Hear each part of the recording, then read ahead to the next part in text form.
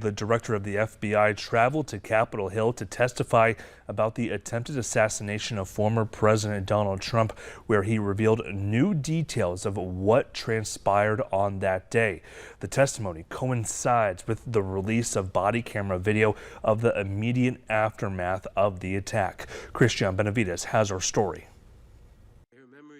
FBI Director Christopher Wray said an analysis of 20-year-old Thomas Crooks' laptop indicates the gunman became specially interested in former President Trump's July 13th rally in Butler, Pennsylvania, at least a week ahead of the event. On July 6th, he did a Google search for, quote, how far away was Oswald from Kennedy. So that's a search that obviously is significant in terms of his state of mind. He confirmed the FBI recovered the drone that Crooks flew near the rally site. The shooter was flying the drone around the area, but I would say about 200 yards, give or take, away from that. We think, but we do not know, that he was live streaming, viewing the footage from that, again, about 11 minutes. Wray said agents also recovered 8 cartridges from the roof of where the gunman was perched and crude explosive devices, 2 in Crooks' car and 1 at his home.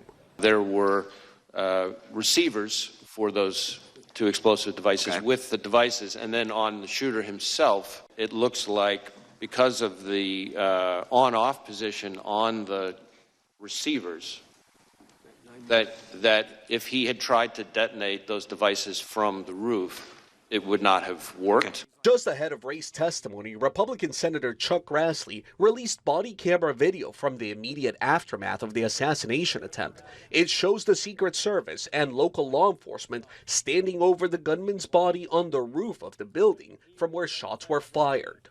Christian Benavides, CBS News, Miami. Now, the video was recorded by a body camera worn by a Beaver County Emergency Services Unit officer. Senator Chuck Grassley of Iowa released the footage that he obtained via congressional request.